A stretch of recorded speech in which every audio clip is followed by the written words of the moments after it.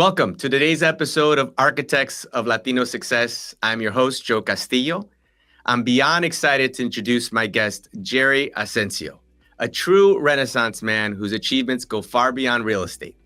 Jerry is a powerhouse businessman, a captivating public speaker, a talented musician, singer, and yes, he's also a magician.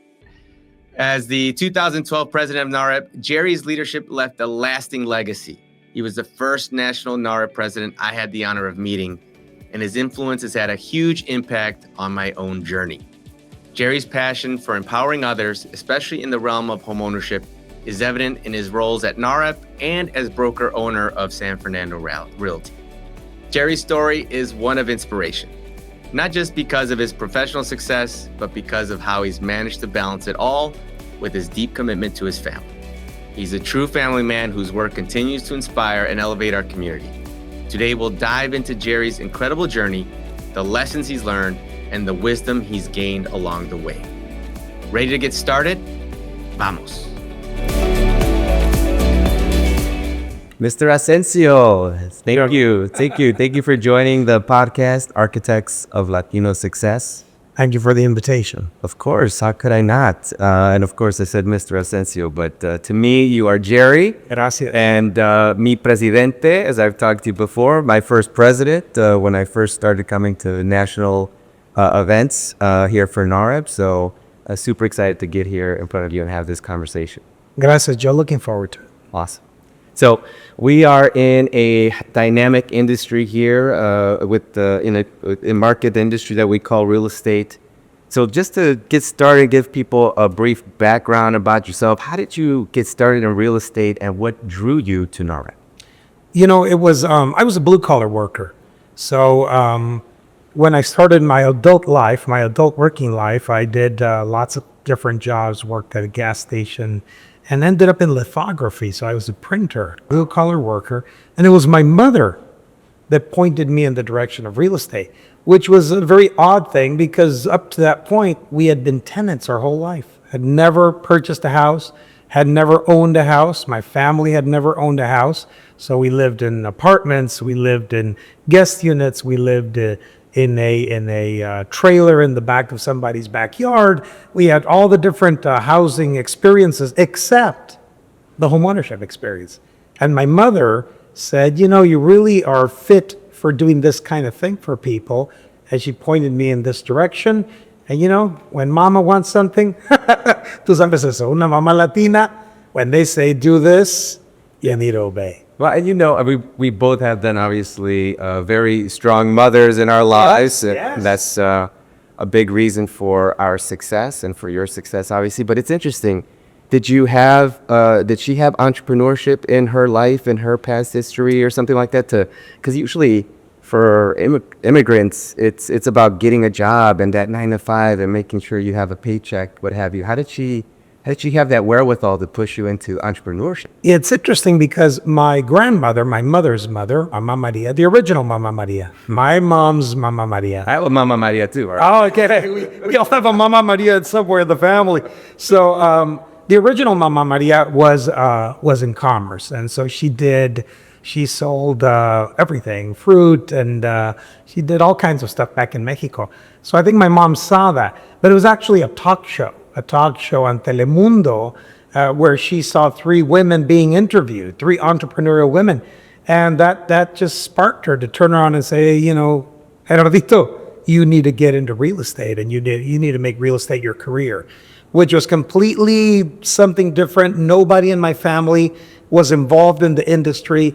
Nobody in my family had ever worked for themselves in that capacity. Mainly blue-collar workers, up to them, which no disrespect. I mean, that's an honorable job. But she's the one that broke the mold. And fast forward, now most of my family is in real estate. Brothers, sisters, sister-in-laws, primos, everyone's in the real estate industry. But I was the pioneer into that industry on the guidance of my mother. Yeah, and I know we've had those discussions about multi-generational working together in real estate, because obviously that's something I'm doing with my You're experiencing that, right? And now my sons are second generation. They're brokers. They have their NMLS license and all this kind of stuff. So my two sons are following in my footsteps. 2 out of 3. The other's an artist. He doesn't have a business bone in him. Yeah, that's okay, right? That's very okay, yes. So once you were in real estate, what drew you to NAHREP? You know, it's a funny story because in my market, in the San Fernando Valley, there were 2 chapters. And the 2 chapters were kind of at odds with each other. There was some bickering there. There was something going on. And I was serving the local association of realtors, and a lady by the name of Wendy Firth recruited me to go in there and speak to the 2 chapters and see if I could mediate, because I'm a mediator. I'm a trained mediator at Pepperdine University, and mediation is one of my passions. Conflict resolution is one of my passions. And they sent me in there to mediate and see if I could get these 2 chapters to agree, which I did, and we ended up merging them into 1 chapter and that type of thing. And fast forward, once I resolved their conflicts and got them all to see eye to eye, they turned around and said, well, we need to vote in a new board, and we'd like to nominate you for president. Why me? I was here to solve the conflict. I was not here to join the organization.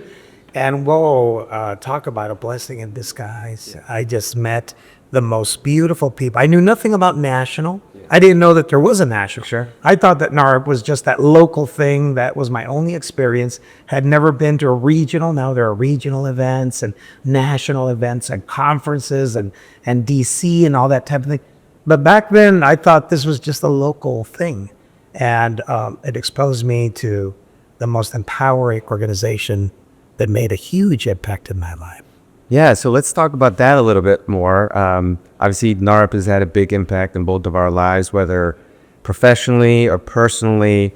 And as I mentioned to you before, you are one of my great memories of NAHREP, being my first president and hearing you speak for the first time. And I know that's one of your passions as well, right? Is communication. Just communication. I love communication. Right. So in this moment, I'm sweating while I'm talking to you.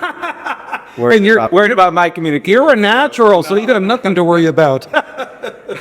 But when you look back at your time in NAHREP, I mean, what are some of your favorite memories or challenges that you were able to overcome or accomplishments in your leadership role at NAHREP? That's a really hard question to answer, Joe, because my term and my tenure with NAHREP has expanded for almost 2 decades. So there were lots of ups and downs. But I would have to say, some of the things that immediately come to mind is I was flabbergasted. I mean, who would ever think that an undocumented immigrant that came to this country at 6 months of age would ever be invited to the White House?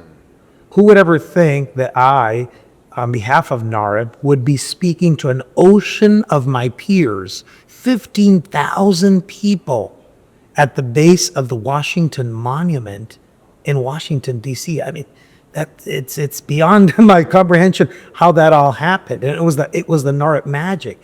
Who would ever think that I would introduce President Bill Clinton and bring him up on stage and meet other presidents, President Bush and President Obama and the President of Mexico, Calderon, and that I would do all these things. I mean, it's almost a fairy tale. It's almost a story that I couldn't make up. Yeah. And it all happened with the glue inside of real estate. So those are the big highlights.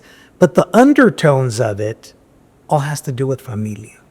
The undertones of it has to do with friendships, has to do with what I call brotherhood, which that's my brothers and sisters in NAHREP. They are my extended familia. And it's funny because my entire family embraced NAHREP. Growing up, my family was a NAHREP family. My wife volunteered. My kids would stuff, stuff envelopes and would stuff, goodie bags at the conferences and all these things that everyone, it was the Ascencios, we were all in for NAHREP. So I found my tribe. Yeah. And I found my group. It was amazing. Yeah, so, it is amazing. We talk about NAHREP being a leadership incubator, and part of that is the opportunities and the reps that it gives you, right? To get in front of the stage, to get in front of people, to have those opportunities to introduce President Clinton and what have you. So to me, it's my follow-up question is just about leadership itself, which is just, how do you approach leadership? And what have you learned from your time in those roles? And how would you, what advice would you share with our future leaders of NAHREP? Leadership is a big word, Joe, but I think leadership is a lifestyle. It's not a skill set. It's a true lifestyle that you have to take and bring it inside of your heart. So my type of leadership is not to be the dictator. My type of leadership is to serve others and empower others. And I found, of course, I've studied John Maxwell's, skills in leadership and that type of thing. But there's no better school than the NAHREP School of Leadership that puts you in front of the chapter, that puts you on a national stage. I was blessed to be recruited and called to serve on the national board, and in 2012 to serve as national president. So to be at the helm of such a powerful and empowering organization is just an incredible experience. And now behind me, came my kids, of course, and other leaders, people like Olivia Chavez, now sitting on the national board. How long have you known Olivia? Yeah, well, Olivia started, being part of our team and working around us at the church and at our local community when she was 15 years old. And look at her today, sitting there on the national board of the fastest growing and most influential empowerment business organization in the nation.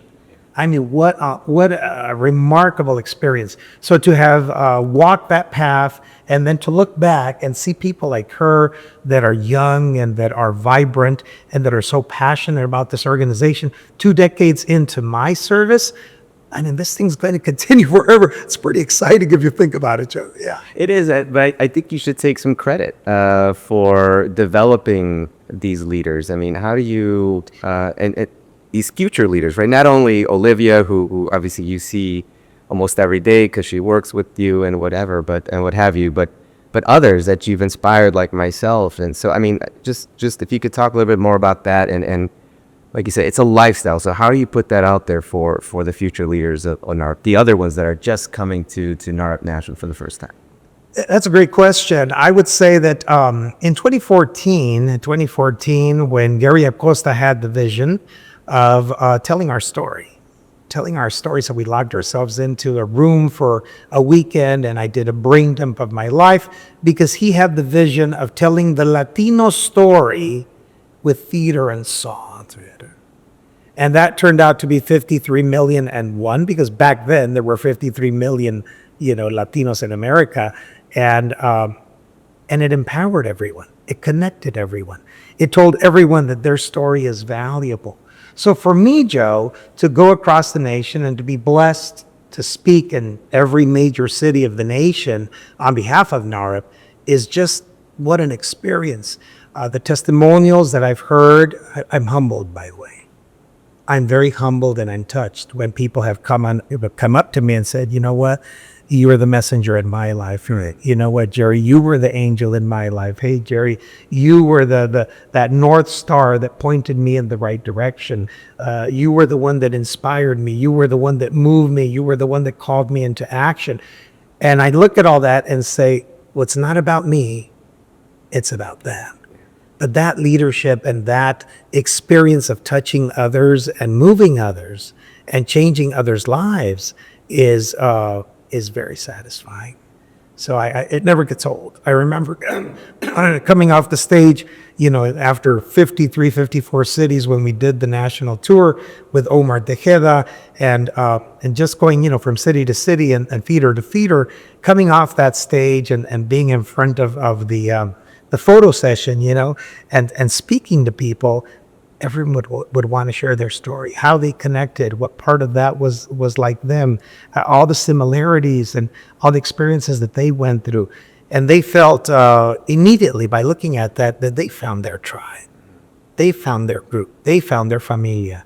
And they became an extended part of my familia. And that for me has just been beautiful. I'm blessed, I'm honored, and I'm humbled when I get the type of testimonials that I hear on a regular basis, actually. Yeah, well deserved. Oh, I don't know. But So it's a blessing. you talk about what you've spoken about, others coming up to you telling you that you've inspired them. So, but my question, my follow-up is how do you inspire yourself? How do you motivate yourself? I see you as a modern day Renaissance man. Music, reading, speech, communication, playing an instrument, horsemanship, which we talk about all the time. That's right. Oh my gosh, I'm forgetting things. I know I am. There's like a dozen more. How do you motivate yourself to continue growing? What inspired that? What got that fire inside of you? So prior to NAHREP, I had my business and life mentors. One of them I would have to say was Mr. Jim Rohn.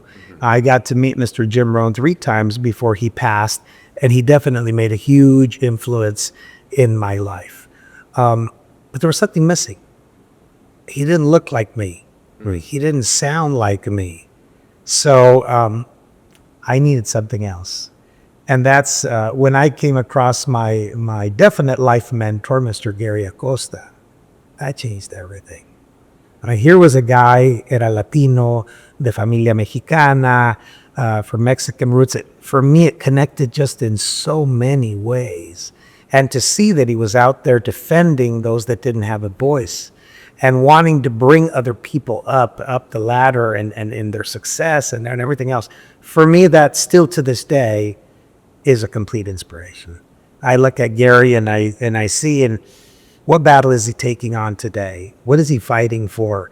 And he's fighting for the underdog. Yes. He's fighting for the person that looks and sounds like me. That's right. And that for me is a real-time modern day hero. He doesn't carry a cape and he doesn't wear tights, but for me, one of the heroes in my life. But that curiosity that you have comes from somewhere, right? I mean, where does that come from? That curiosity to continue trying to learn different trades or different activities? Like, where does that come from? Well, one of my philosophies is always be green and growing rather than being ripe and rotty. So I like the green and growing. Manguito verde, green and growing. Yeah. And so I have this insatiable appetite for new stuff that I learn, stuff that I like things that people wouldn't imagine, the fact that I'm a magician, the fact that I love photography, I love everything to do with audio, my background in music, and some of the acting that I did, especially through 53 Million and One.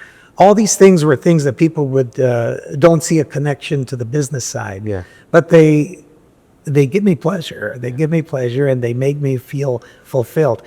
This business can be a very dry business if you're just in it for the commissions and the sales. Sure.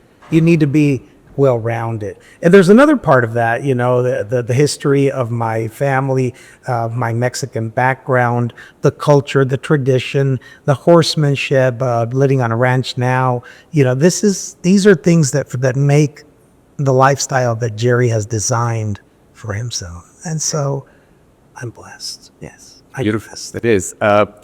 So trying to bring all of this together, I know your passion for reading. If we were to try and put your life story in a book, what do you think the title would be and the central theme or lesson that would come from that book? If my life were a book, I would call it Levántalo, meaning pick him up. Pick him and her up. And it would be Levántalo in Espanol, because my focus is not to be discriminatory. My focus is on the Latino community, in empowering Latinos, in empowering Hispanics. Levántalo. And when you do, it makes you bigger. And I think that's kind of the story of my life, whether it's in real estate, whether it's helping somebody get their real estate license, whether it's helping somebody take their first listing and for sale, whether it's helping a buyer buy their very first home and come into home ownership to establish those roots to be able to create that generational wealth, whether it's speaking on the NAHREP 10 and the Hispanic Wealth Project and telling them that there is a blueprint and there is a method to this madness, and that money is not evil. Money is not evil. And breaking those taboos. Talking about wealth is okay. If talking about wealth is very okay, Joe.